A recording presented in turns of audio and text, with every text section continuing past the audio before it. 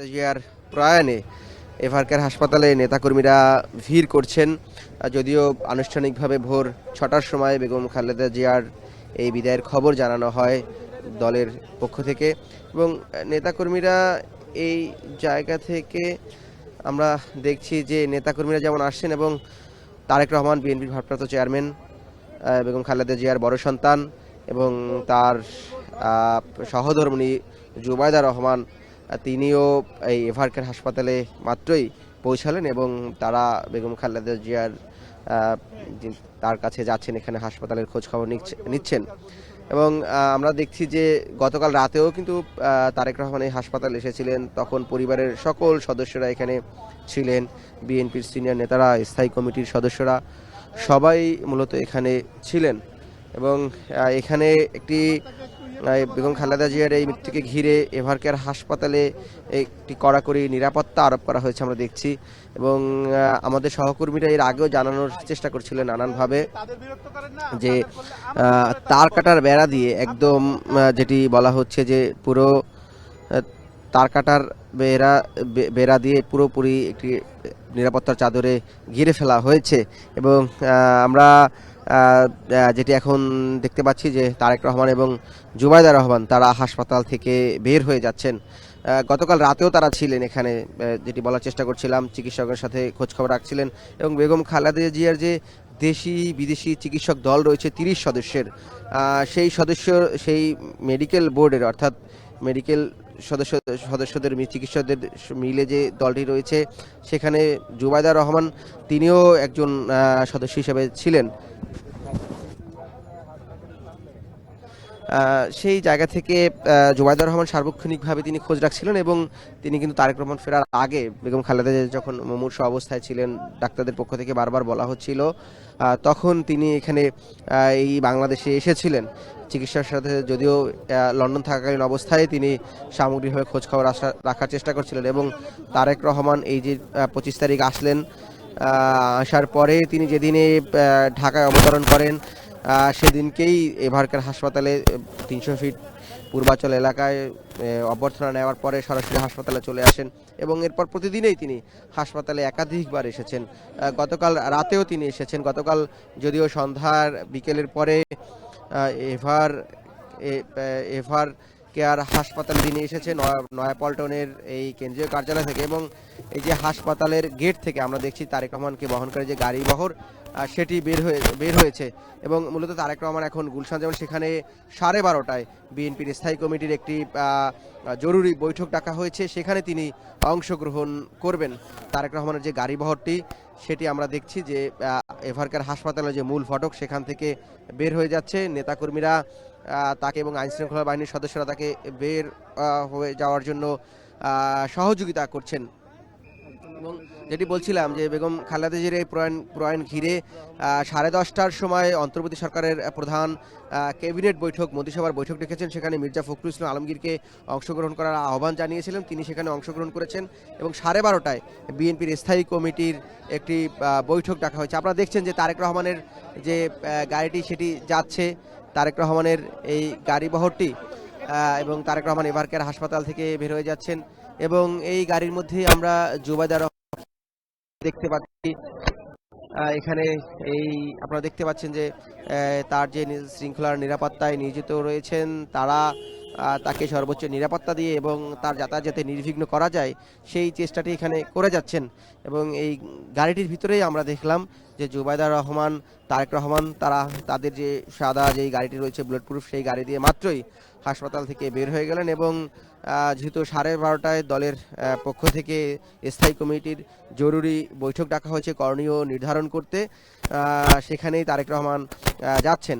এবং যে আলোচনাটি রয়েছে যে আগামীকালকে বেগম খালেদা জিয়ার যে জানাজা, সেটি বিএনপির পক্ষ থেকে চিন্তাভাবনা করা হচ্ছে যে মানিক মে এভিনিউ অর্থাৎ সংসদ ভবনের সামনে বেগম খালেদা জিয়ার জানাজার কথা বিএনপি আলোচনা করছে, বা তাদের মধ্যেই আলোচনাটি রয়েছে। স্থায়ী কমিটির বৈঠক হবার পরেই এবং পরিবারের সদস্যদের সাথে আলাপ আলোচনা করেই এই চূড়ান্ত সিদ্ধান্তটি জানানো হবে। এবং এই আলোচনার মধ্যে যেহেতু বেগম খালেদা জিয়াকে কোথায় সমাহিত করবে, সেই বিষয়টিও দলের পক্ষ থেকে এক ধরনের আলোচনা আছে যে যেহেতু জিয়া উদ্যানে প্রয়াত রাষ্ট্রপতি এবং বেগম খালেদা জিয়ার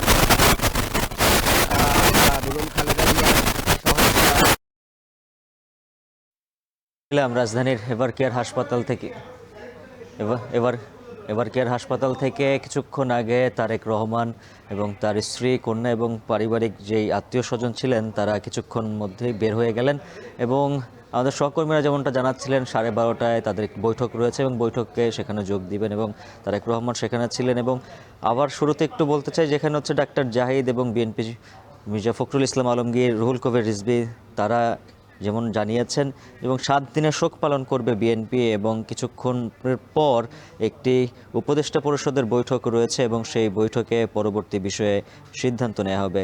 এবং আমরা দেখছি এভার কেয়ারের হাসপাতালের সামনে নেতাকর্মীরাও জড়ো হয়েছেন, শোকাচ্ছন্ন পুরো দেশ এবং সেখানে নেতাকর্মীরা শোকে কাতর, তারা বিভিন্ন কথা বলছিলেন, স্মৃতিকাতর, স্পর্শকাতর নানা বিষয়ে তারা কথা বলছিলেন। এবং আমরা দেখছি রাজনৈতিক নেতাকর্মীরা এভার কেয়ারের সামনে জড়ো হয়েছেন এবং এই মুহূর্তে এভার কেয়ারের সামনে রয়েছেন আমাদের সহকর্মীরা, তারা আমরা সকাল থেকেই জানাচ্ছিলাম সেই সার্বিক চিত্র। সহকর্মী মুজাহিদ শুভ, জাওয়াদ মাহমুদ, আতিক লগ্ন রয়েছেন সেখানে এবং আমরা আবারও যুক্ত হতে চাই তাদের সঙ্গে।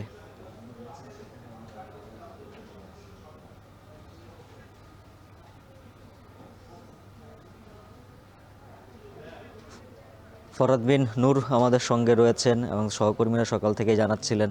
এবং আজ সকাল 6টায় ইন্তেকাল করেন বিএনপি চেয়ারপারসন এবং বিএনপির মিডিয়া সেল থেকে বিষয়টি গণমাধ্যমে জানানো হয় এবং পরে ডাক্তাররা এবং চিকিৎসকরা সহ বিএনপির নেতাকর্মীরা বিষয়টি নিশ্চিত করেন। এবং কিছুক্ষণ পর উপদেষ্টা পরিষদের বৈঠকে এই বিষয়ে আরও বিস্তারিত আলোচনা হবে এবং বিএনপির পরিষদের একটি বৈঠক রয়েছে বেলা 12:30টায় এবং আমরা সহকর্মীরা সকাল থেকে সেই খোঁজখবর রাখছিলেন।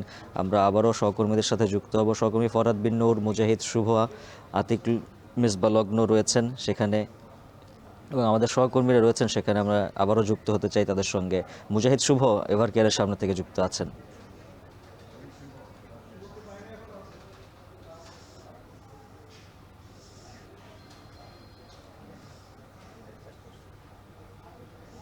এই এখন থেকে 5 মিনিট আগে তারেক রহমান বের হয়েছেন এভার কেয়ার হাসপাতাল থেকে। আমরা তার গাড়ি বহরটি আসলে কিছুক্ষণ আগে আসলে বের হয়েছে, তার গাড়ি বহরের একটি গাড়ি আমরা আসলে দেখতে পাচ্ছি, সেটির পিছু আসলে আমরা নিয়েছি। সকালে তিনি আসার পরে এখন আসলে সিদ্ধান্ত নিচ্ছেন যে কোথায় দাফন হবে, কখন জানাজা হবে, অনেকগুলো সিদ্ধান্ত নেওয়ার ব্যাপার আছে এবং সব মিলে আসলে এখন বাংলাদেশের দৃষ্টি আসলে তারেক রহমানের দিকে। বিএনপির নেতা কর্মী সমর্থক যারা আছেন, এখন তারেক রহমানকে আসলে সমস্ত সিদ্ধান্ত আসলে নিতে হবে। যদিও তিনি নিচ্ছেন অনেকদিন আগে থেকে, 17 বছর পর তিনি বাংলাদেশে ফিরে এসছেন। আসার পরে আসলে তিনি আরেকটি মহাসংকটে আসলে পড়লেন। প্রথমত এখানে বাংলাদেশে আসার 4-5 দিনের মাথায় আসলে নিজের মাকে হারিয়ে ফেললেন। এরপরে একটি বহুদিন পরের একটি নির্বাচন, সেই নির্বাচনে তিনি আসলে কিভাবে দায়িত্ব পালন করবেন, এখানে অনেকগুলো জোটের সমীকরণ রয়েছে। মাকে হারিয়ে এই উঠে দাঁড়ানো, এই সংগ্রাম মুখর একটি আসলে পরিবার।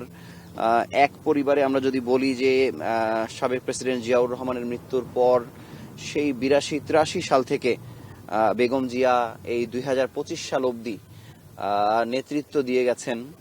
এই শেষের দিকে তিনি আসলে অনেকটা পরোক্ষভাবে নেতৃত্ব দিয়েছেন, তিনি সরাসরি সশরীরে আসলে দলকে চালাতে পারেননি।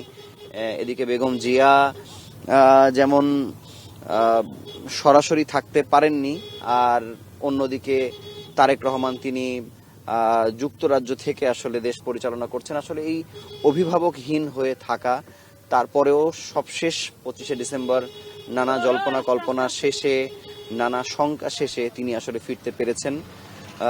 আমরা আসলে ক্রমাগতভাবে ছুটে যাচ্ছি, আমরা ঠিক জানি না যে তারেক রহমানের গাড়ি বহরকে আমরা ধরতে পারবো কিনা। আমরা আমাদের চেষ্টা মতো এগিয়ে যাচ্ছি। আজকে সকাল 6টায় মৃত্যুর যে খবর আমরা আসলে শুনেছি, মৃত্যুর খবরের পরেই বিএনপি নেতাকর্মী অনেককে আমরা আসলে দেখেছি যে তারা এভার কেয়ার হাসপাতালের কাছে এসেছেন, অনেকে কান্নায় ভেঙে পড়েছেন, অনেকে বেশ আপ্লুত হয়েছেন। আপনারা যেটি জানেন যে 1945 সালে জন্মগ্রহণ করেছিলেন বেগম জিয়া, এবং তারপরে 80 বছর এই পৃথিবীতে তার সময়কাল। এই সময়কালে তিনি বাংলাদেশের মানুষকে, বাংলাদেশের গণতন্ত্র উদ্ধারে নানাভাবে তিনি ভূমিকা এসছেন, সহযোগিতা করেছেন। আমরা যাচ্ছি আসলে তারেক রহমানকেই ফলো করার চেষ্টা করছি। তিনি আসলে কোথায় যাচ্ছেন সঠিক তথ্যটি আমাদের কাছে নেই, কিন্তু আমরা তার পেছনে পেছনে যাওয়ার চেষ্টা করছি। আপনারা জানেন 1981 সালের ব্যর্থ অভ্যুত্থানে রাষ্ট্রপতি জিয়ার মৃত্যুর পর 1982 সালের 2 জানুয়ারি বেগম জিয়া বিএনপিতে সাধারণ সদস্য হিসেবে যোগ দেন। এই সাধারণ সদস্য হিসেবে যোগ দেওয়ার পর থেকে তিনি অসাধারণ ভূমিকায় অবতীর্ণ হয়েছেন। তিনি 1983 সালের মার্চে তিনি ভাইস চেয়ারম্যান হন এবং 1984 সালের আগস্টে দলের চেয়ারপারসন নির্বাচিত হন। বেগম জিয়া চলে যাবার পর আসলে সব ধরনের রাজনৈতিক নেতৃবৃন্দ, সব দলের তারা শোক প্রকাশ করছেন। অনেকে সশরীরে এখানে আসার চেষ্টা করছেন। ওকে,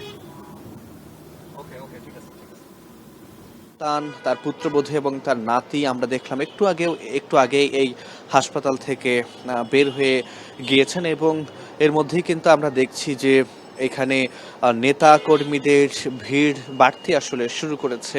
কারণ যেই নেত্রী বিএনপির যিনি সাবেক চেয়ারপারসন আজকে থেকে তার নামের সঙ্গে যেটি যুক্ত হবে দলের পরিচয় হিসেবে, সেটি আজকে আমরা দেখলাম যে এখানে নেতাকর্মীরা কিন্তু সেই দলের যিনি চেয়ারপারসন বেগম খালেদা জিয়া এবং 3 বারের প্রধানমন্ত্রী, তাকে ঘিরে আসলে তার এই মৃত্যুর সংবাদে কিন্তু অনেকেই আসলে এখানে এসে বারবার মূর্ছা যাচ্ছেন। অনেকেই কিন্তু এখানে এসে তাদের যে আবেগ, তাদের যে অনুভূতি, সেগুলো কিন্তু প্রকাশ করছেন, এবং তার এই মৃত্যুতে যে শোক, সেটি কিন্তু এখানে এসে অনেকে আমরা দেখছি যে প্রকাশ করছেন। এখানে নেতাকর্মীরা ইতিমধ্যেই ভিড় করতে শুরু করেছেন। আমরা এর আগে দেখেছি বিএনপির মহাসচিব মির্জা ফখরুল ইসলাম আলমগীর, তিনি এসেছিলেন।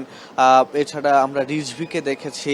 এছাড়া আমরা অন্যান্য যেসব নেতাকর্মীরা রয়েছেন বিএনপির তৃণমূল থেকে শুরু করে শীর্ষ যেসব নেতারা রয়েছেন, তারা কিন্তু এখানে আমরা দেখছি যে আসছেন। আজকে মূলত আমরা যেই চিত্রটি দেখেছি যে বেগম খালেদা জিয়াকে আসলে তিনি তো বিএনপির চেয়ারপারসন এবং একই সঙ্গে সাবেক প্রধানমন্ত্রী তিনি, এবং মঙ্গলবার আজকে সকালে এভারকেয়ার হাসপাতালে তিনি সকাল 6টা নাগাদ মারা যান। আমরা দেখছি যে দলটির ভেরিফাইড ফেসবুক পেজে প্রথমত এই মৃত্যুর সংবাদটি জানানো হয়। এরপর কিন্তু আমরা দেখেছি যে মির্জা ফখরুল ইসলাম আলমগীর, তিনি ফেসবুকে পোস্ট দিয়েছিলেন। তিনি বলেছিলেন, আমরা গভীর দুঃখের সঙ্গে আমাদের চেয়ারপারসন বেগম খালেদা জিয়ার মৃত্যুতে শোকাহত। এছাড়া আমরা দেখেছি যে অন্তর্বর্তী সরকারের যিনি প্রেস সচিব, তিনিও কিন্তু ফেসবুকে বলেছেন যে খালেদা জিয়ার মৃত্যুতে তিনি শোক জানিয়েছেন। এছাড়া আমরা দেখেছি যে বাংলাদেশ জামায়াতে ইসলামীর আমির ডাক্তার শফিকুর রহমান, তিনি তার ফেসবুকে ইন্না লিল্লাহি ওয়া ইন্না ইলাইহি রাজিউন লিখে বলেছেন, মহান আল্লাহ রাব্বুল আলামিন বাংলাদেশের সাবেক প্রধানমন্ত্রী ও বিএনপির চেয়ারপারসন বেগম খালেদা জিয়ার উপর রহম করুন, ক্ষমা করুন এবং তার প্রিয় জান্নাতের মেহমান হিসেবে কবুল করুন। ডাক্তার শফিকুর রহমান আরও লিখেছেন, তার আপনজন, প্রিয়জন ও সহকর্মীদেরকে মহান আল্লাহ সবরে জামিল দান করুন, আমিন। তিনি এভাবে করে কিন্তু লিখেছেন। এছাড়া আমরা দেখেছি গণসংহতি আন্দোলনের প্রধান সমন্বয়কারী জোনায়েদ সাকি, তিনি তার ফেসবুকে লিখেছেন, বিএনপির চেয়ারপারসন সাবেক প্রধানমন্ত্রী বেগম খালেদা জিয়া আর নেই, তিনিও শোক প্রকাশ করেছেন। আমরা কিন্তু আরেকটি বিষয় দেখেছি যে একই সঙ্গে যেহেতু নির্বাচন সামনে আসছে, বেগম খালেদা জিয়া কিন্তু 3টি আসনে প্রার্থী হয়েছিলেন। আমরা জানি যে বিএনপি থেকে তাকে নমিনেশন দেওয়া হয় 3টি আসনে, একটি দিনাজপুরে, আরেকটি বগুড়ায় এবং আরেকটি ফেনীতে। তিনি নির্বাচন বেঁচে থাকলে তিনি এই 3টি আসনে নির্বাচন করতেন। যেহেতু তার শারীরিক অবস্থা অনেকটাই অবনতি হতে থাকে এবং খুবই ক্রিটিক্যাল সিচুয়েশনের মধ্য দিয়ে তিনি শেষ কয়েকদিন পার করেছেন বলেই কিন্তু বিএনপির পক্ষ থেকে জানানো হয়। সে কারণে কিন্তু আমরা দেখেছি গতকাল যেহেতু নমিনেশন ফর্ম জমা দেওয়ার শেষ দিন ছিল এবং আমরা দেখেছি খালেদা জিয়ার বিকল্প হিসেবেও কিন্তু সেসব আসনে অন্য অন্য প্রার্থীরা বিকল্প প্রার্থী কিন্তু ফর্ম জমা দিয়েছে বলেও কিন্তু আমরা জেনেছি। এবং বেগম খালেদা জিয়া আরেকটি সংবাদ একটু দিতে চাই। আমরা জানি যে আজকে জগন্নাথ বিশ্ববিদ্যালয়ের কেন্দ্রীয় ছাত্র সংসদ নির্বাচন ছিল, সেই নির্বাচনটিও কিন্তু স্থগিত করা হয়। আমরা প্রধান নির্বাচন কমিশনার এবং বিশ্ববিদ্যালয়ের যিনি উপাচার্য তাদের সঙ্গে কথা বলেছি। তারা জানিয়েছেন যেহেতু এই বিশ্ববিদ্যালয় বেগম খালেদা জিয়ার নিজ হাতে প্রতিষ্ঠিত একটি বিশ্ববিদ্যালয় আর নির্বাচন হচ্ছে একটি উৎসবমুখর পরিবেশের একটি ব্যাপার, সেহেতু এরকম শোকাবহ অবস্থা, এরকম উৎসবমুখর পরিবেশে নির্বাচন আয়োজনের পরিবেশ আসলে নেই। এসব কথা কিন্তু জানিয়েছেন সেখানকার নির্বাচন কমিশনার এবং বিশ্ববিদ্যালয়ের যারা উপাচার্য, তারা এই কারণেই বলেছেন যে নির্বাচনের যাবতীয় কার্যক্রম আপাতত স্থগিত করা হয়েছে। আমরা যদি বেগম খালেদা জিয়ার যে গৃহবধূ থেকে যেভাবে রাজনীতিতে তার উত্থান হয়েছিল সেই বিষয়গুলো নিয়ে যদি একটু আমরা বলি, 1981 সালের 30শে মে রাষ্ট্রপতি জিয়াউর রহমানকে যখন হত্যা করা হয় তখন খালেদা জিয়া ছিলেন নিতান্তই একজন গৃহবধূ। তিনি 2 শিশু সন্তানকে নিয়ে তখন ঢাকা সেনানিবাসে অবস্থান করছিলেন এবং রাজনৈতিক দল হিসেবে বিএনপি তখন আসলে যেহেতু দলের প্রধান জিয়াউর রহমানকে হত্যা করা হয় সে কারণে কিন্তু স্বাভাবিকভাবেই দলের অবস্থান তখন একরকম বিপর্যয় এবং দিশেহারার মধ্যে ছিল। জিয়াউর রহমান পরবর্তী দলের হাল কে ধরবেন সেটি নিয়েও নানা মহলে আমরা দেখেছি আলোচনা সে সময় চলতে থাকে। বিএনপির নেতারা তখন দ্বিধাগ্রস্ত এবং তাদের মধ্যে কোন্দল একরকম ছিল বলেও কিন্তু বিভিন্ন মাধ্যমে বিভিন্ন বই পুস্তকে ইতিহাসে লেখা রয়েছে। রাষ্ট্রপতি জিয়াউর রহমানকে হত্যার পর ভাইস প্রেসিডেন্ট বিচারপতি আব্দুস সাত্তারকে অস্থায়ী প্রেসিডেন্টের দায়িত্ব দেওয়া হয় এবং এরপর কিন্তু আমরা দেখি যে তখন আমরা যদি আরেকটা বিষয় বলি যে রাজনীতিতে কিন্তু সে সময় যে গৃহবধূ বেগম খালেদা জিয়ার একরকম অনীহার একটা ব্যাপার ছিল। বিচারপতি আব্দুস সাত্তারের বার্ধক্য এবং দল পরিচালনা নিয়ে অসন্তোষের কারণে তৎকালীন বিএনপির একাংশ খালেদা জিয়াকে রাজনীতিতে আনার পরিকল্পনা করেন।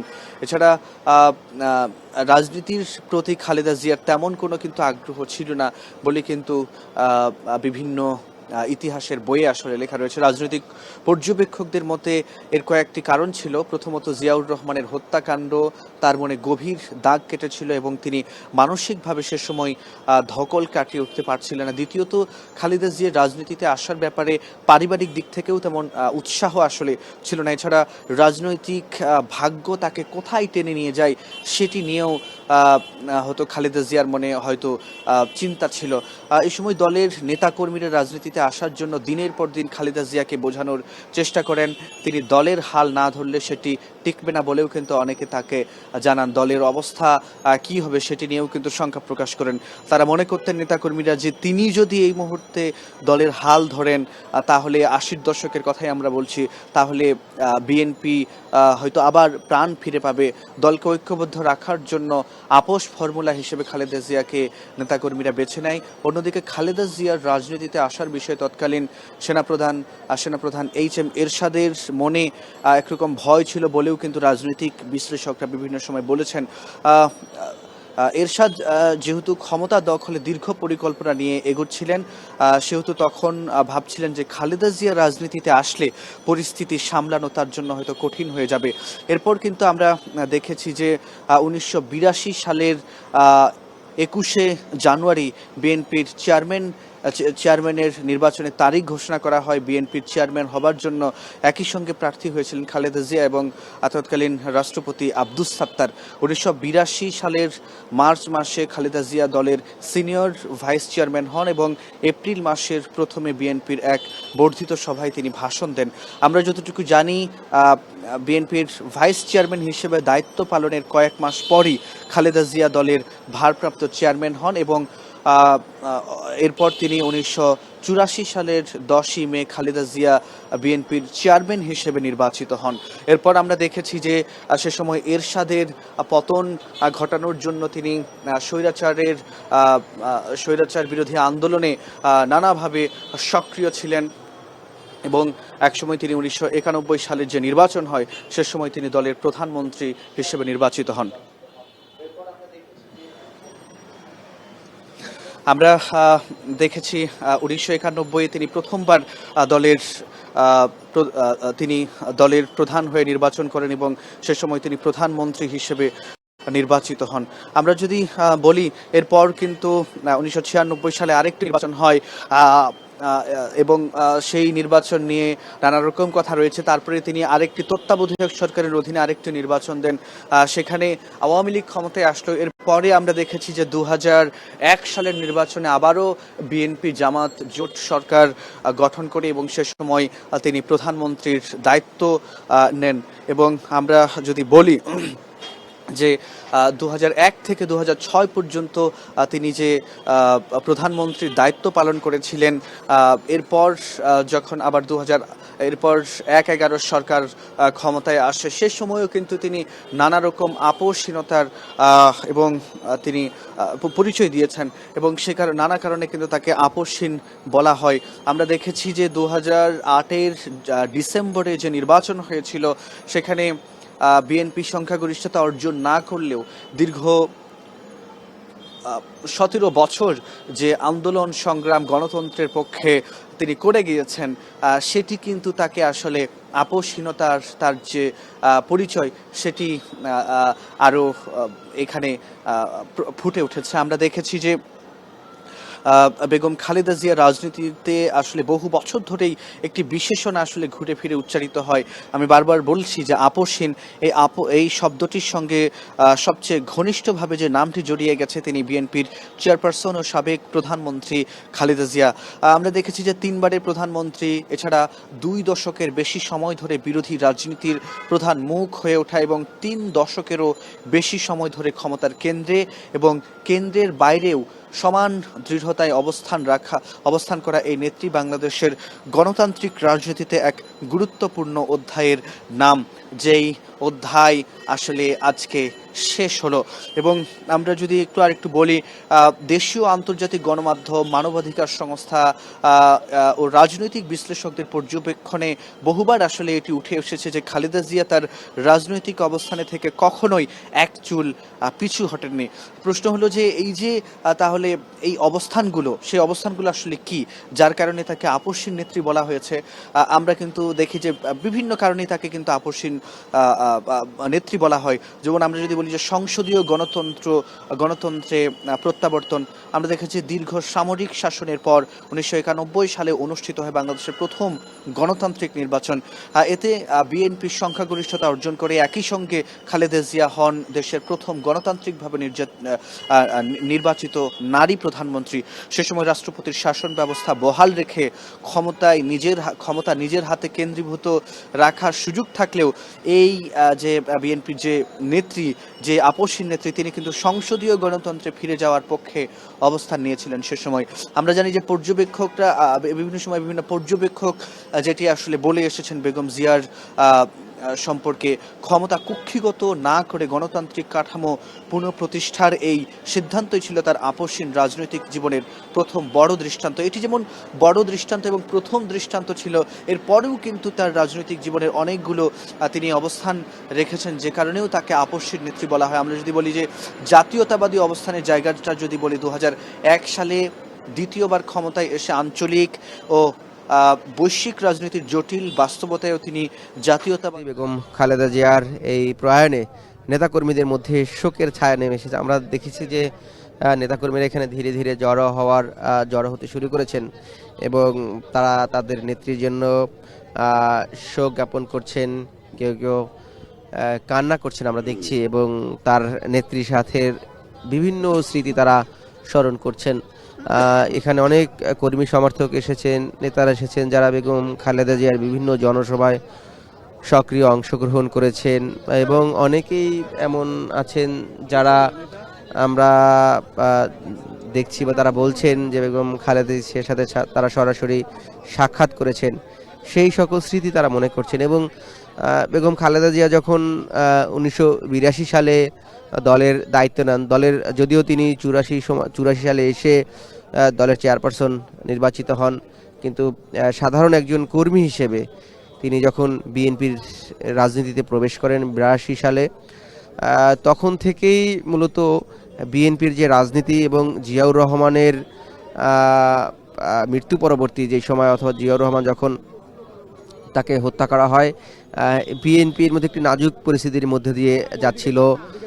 যখন বিচারপতি আব্দুল সাত্তার বিএনপির মহাসচিব ছিলেন, সেই জায়গা থেকে দলকে পুরোপুরি ঘুরে দাঁড়ানোর চেষ্টা করাটা বা বিএনপি রাজনৈতিক সক্ষমতা অর্জন করা এবং বাংলাদেশের রাজনীতিতে অন্যতম প্রভাবশালী রাজনৈতিক দল হিসেবে যে আবির্ভাবের ঘটনা, সেটি মূলত বেগম জিয়ার হাত ধরেই ঘটেছে।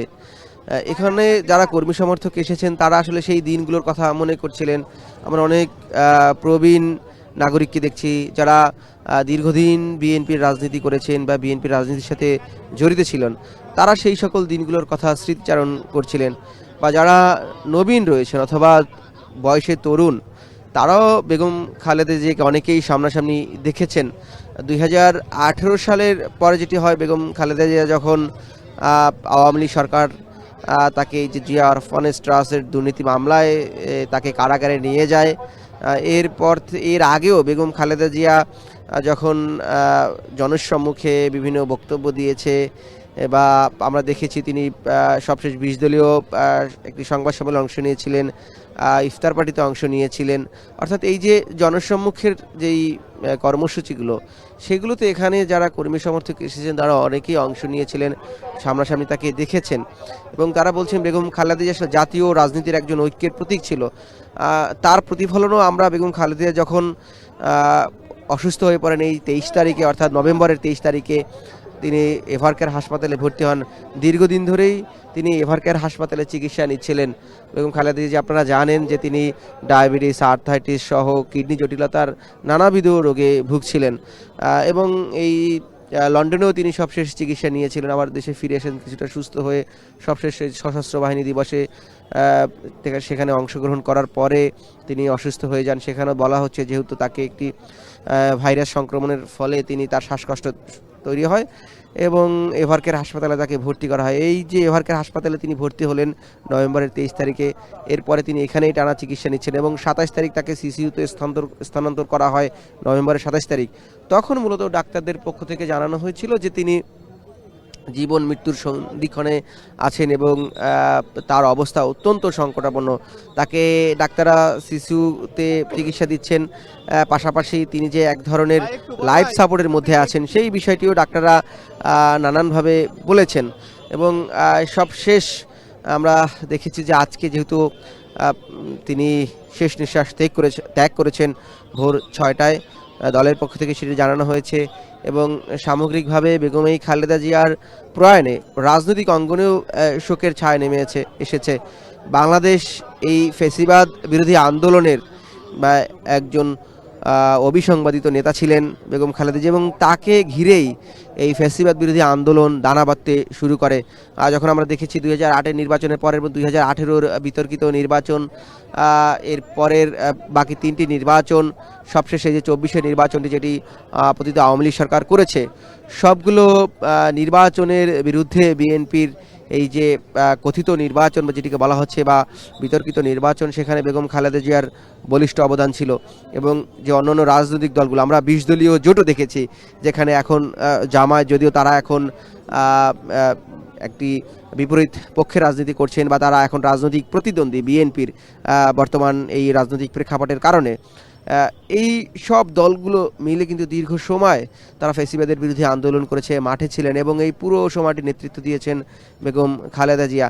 সেই জায়গা থেকে তিনি জাতীয় ঐক্যের প্রতীকেও পরিণত হয়েছিলেন এবং তার প্রতিফলন যেটি বলার চেষ্টা করছিলাম, আমরা দেখেছি যে অন্তর্বর্তী সরকার প্রধান ডক্টর মোহাম্মদ ইউনূস তিনি বেগম খালেদা জিয়ার চিকিৎসার জন্য সার্বক্ষণিক খোঁজ খবর নিয়েছেন। দেশবাসীর জন্য সরকারের পক্ষ থেকে দোয়া হয়েছে এবং নানান জায়গায় তার জন্য দোয়া অনুষ্ঠানের আয়োজন করা হয়েছে।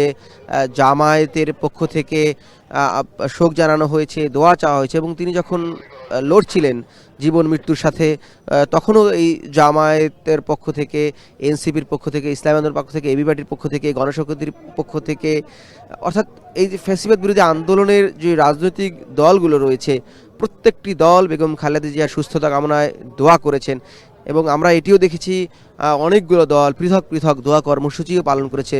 বিএনপির পক্ষ থেকে ধারাবাহিক দোয়া কর্মসূচি তো পালন করা হয়েছিলই। বেগম খালেদা জিয়া রাজনীতির যে ঐক্যের প্রতীক হয়ে উঠলেন সেটি একটি বাংলাদেশের রাজনীতি অবিস্মরণীয় ঘটনা এই অর্থে, কারণ তিনি আপসহীন নেত্রীর তকমা পেয়েছিলেন। যেহেতু স্বৈরাচার বিরোধী আন্দোলনে এরশাদ যখন ছিলেন তখন বিএনপি আওয়ামী লীগ রাজনৈতিক পরিসরে তাদের যে ভূমিকা ছিল সেই জায়গা থেকে আওয়ামী লীগ একটি সময় সরে আসলেও বিএনপি কিন্তু সরে আসেনি শুধুমাত্র বেগম খালেদা জিয়ার এই অবস্থানের কারণে। কারণ এরশাদের যে বলা হচ্ছিল যে পাতানো নির্বাচন এরশাদ যেটি করতে চেয়েছিলেন সেই জায়গায় বিএনপি খালেদা জিয়া বলেছিলেন যে তিনি আসলে বা তার দল বিএনপি এরশাদের অধীনে কোনো ধরনের নির্বাচনে অংশগ্রহণ করবে না এবং এই এরশাদ বিরোধী আন্দোলনের মধ্য দিয়েই মূলত বেগম খালেদা জিয়া জনপ্রিয়তার শীর্ষে আসেন এবং সব রাজনৈতিক মহলে তার যে গ্রহণযোগ্যতা সেটি ধীরে ধীরে বাড়তে থাকে।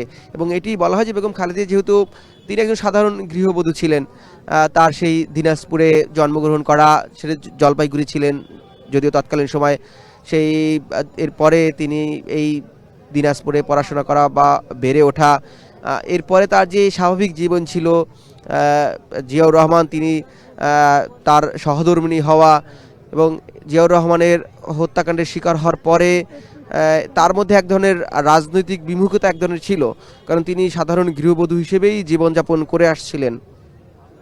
দলীয় নেতাকর্মীদের প্রয়োজনে বা দলীয় নেতাকর্মীরা এক ধরনের তাকে জোর করেই রাজনীতির মাঠে আনেন।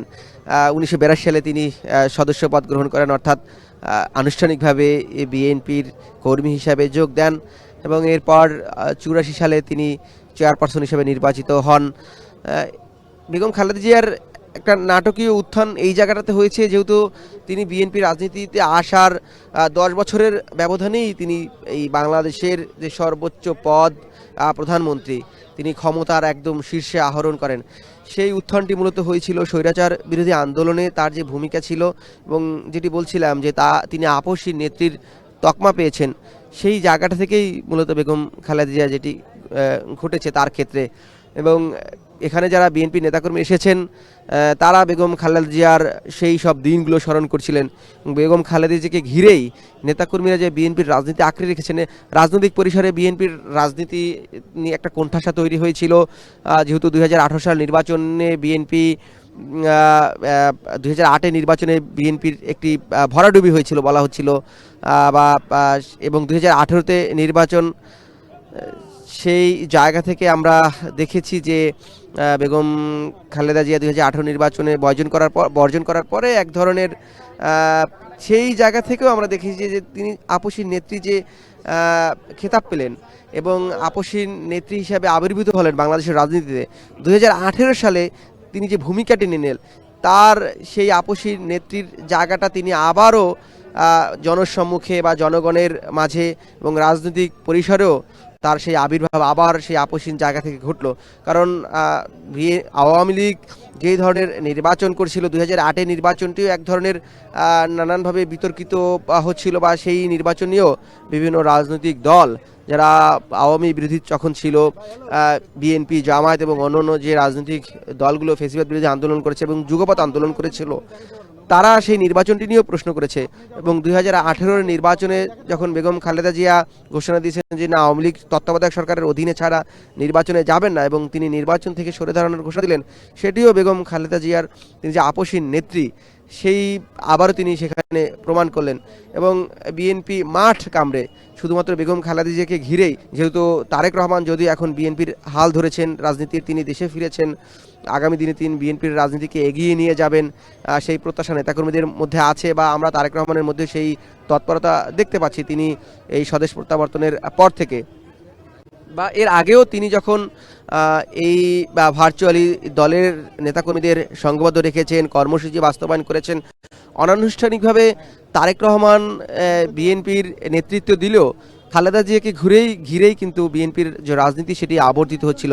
শুধু বিএনপির রাজনীতি রাজনীতিই নয়, আমরা বাংলাদেশের যে রাজনীতি অর্থাৎ যেটি বলার চেষ্টা করছিলাম যে ফ্যাসিবাদ বিরোধী আন্দোলনের এই দীর্ঘ লড়াই সংগ্রাম, গণতন্ত্র পুনরুদ্ধারের লড়াই সংগ্রাম, এই পুরোটা পথ বেগম খালেদা জিয়ার হাত ধরেই অন্য অন্য দলগুলো তাকে জাতীয় নেতা মেনে এবং তাকে জাতীয় ঐক্যের প্রতীক মেনে সেটি করে আসছিল এবং তার প্রতিফলন আমরা বারবার দেখেছি যে বেগম খালেদা জিয়ার এই ভূমিকা সব মহলে প্রশংসিত হয়েছে এবং খালেদা জিয়া যে রাজনৈতিকভাবে একটি সঠিক অবস্থান 2018 সালে নিয়েছিলেন, তার ফল এই যে 24 জুলাই আগস্টের বিপ্লব ঘটলো এবং আওয়ামী লীগ সরকারের আমরা দেখেছিলাম সেই সকাল থেকে, সেই একদম ভোরবেলা থেকে যে দুঃসংবাদে পুরো দেশ আসলে শোকে মাতম, শোকে নিমজ্জিত।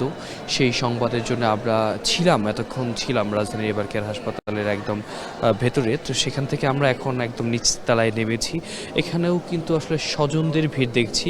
শুধু স্বজনরা, যেহেতু আজকে দেশের গুরুত্বপূর্ণ রাজনৈতিক পরিবারের সদস্য, একই সাথে আমরা জানি যে 3 বারের সফল প্রধানমন্ত্রী তিনিও কিন্তু যেহেতু আজকে পরলোক গমন করেছেন, তাকে ঘিরেই কিন্তু এখন নিচে কিন্তু যারা নেতাকর্মীরা রয়েছেন তাদের একটা বড় ভিড় আমরা এই মুহূর্তে দেখতে পাচ্ছি।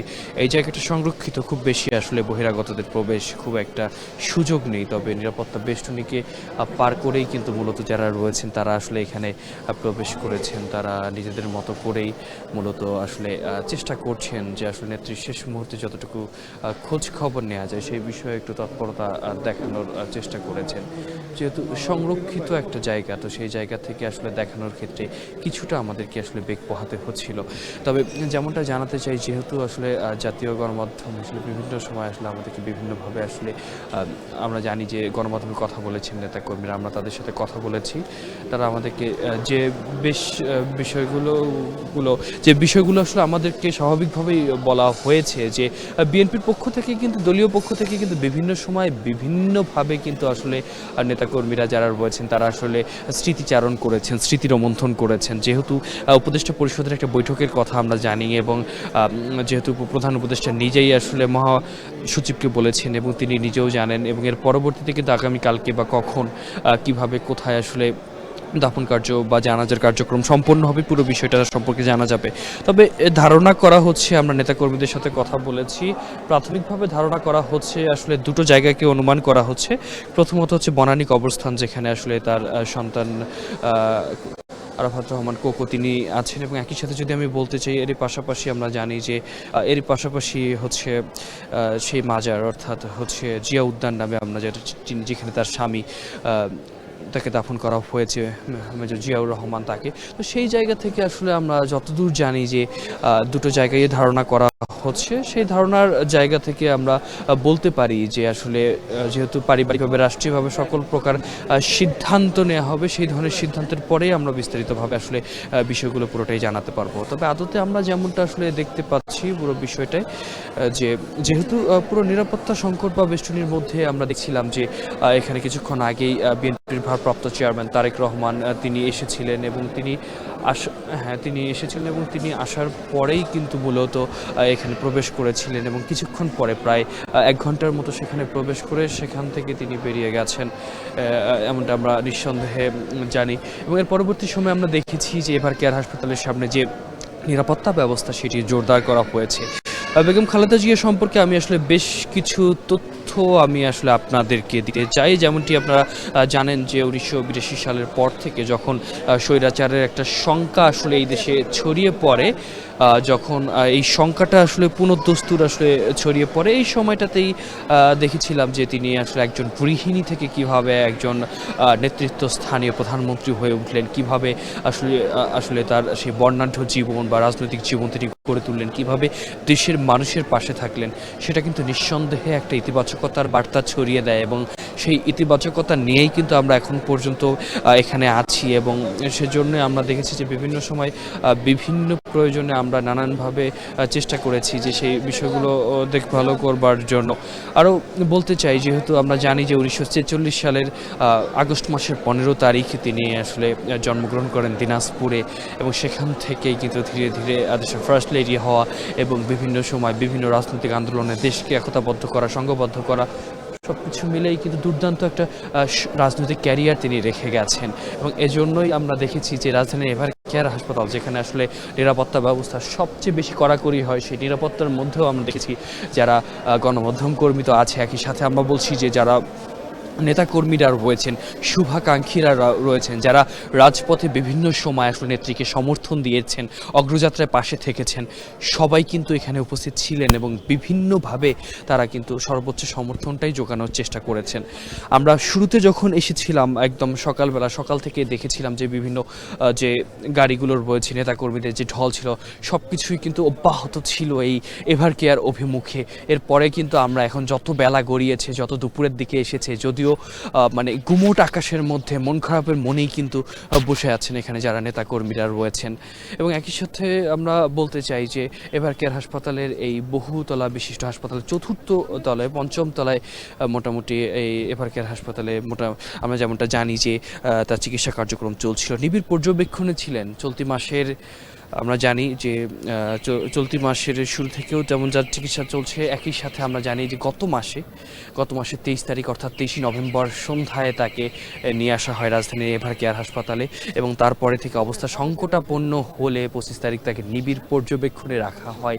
এরপর থেকে আমরা দেখেছি বিভিন্ন সময় নেতাকর্মীদের ভিড় জমেছিল। বাড়তি যেন বিড়ম্বনা তৈরি না করে নেতাকর্মীদের পক্ষ থেকে বলা হয়েছে যে অবশ্যই যেন এখানে কোনো নেতাকর্মীরা ভিড় না করে, দলের পক্ষ থেকে বলা হয়েছিল, সবাইকে সাবধান করে দেওয়া হয়েছিল। এবং এরপরে বিভিন্ন তথ্য ছড়িয়ে পড়ার আশঙ্কা থেকে বিএনপির মিডিয়া সেল থেকে স্পষ্টভাবে বলা হয়েছে যে বাড়তি কোনো তথ্যে, অতিরিক্ত কোনো তথ্যে বিভ্রান্ত না হওয়ার জন্য, কোনোভাবে যেন বিভ্রান্ত না হন সেই দিকে আসলে সর্বোচ্চ সোচ্চার থাকার আহ্বান জানিয়েছেন। এখন আমরা যেখানে দাঁড়িয়ে রয়েছি রাজধানীর এভার কেয়ার হাসপাতালের ভেতরে, এখানেও কিন্তু দেখতে পাচ্ছেন দলের যারা প্রমীলা নেত্রী যারা রয়েছেন তারাও কিন্তু এখানে শোকার্ত অবস্থায় অপেক্ষায় আছেন, পাথর হয়ে আছেন, স্তব্ধ হয়ে আছেন। আসলে যে স্তব্ধতায় পুরো দেশ আসলে স্তব্ধতার এই কাতারে, এই যাত্রায় সামিল হয়েছে এমনটা আমরা কিন্তু জানি এবং এই স্তব্ধতার গল্প আমরা সবাই জানি। তবে আমরা আরও তথ্য জানতে চাই, আমাদের একজন সহকর্মী ফরহাদ বিনুর রয়েছেন। ফরহাদ, আপনার কাছে যাব, কি তথ্য আছে আপনার কাছে?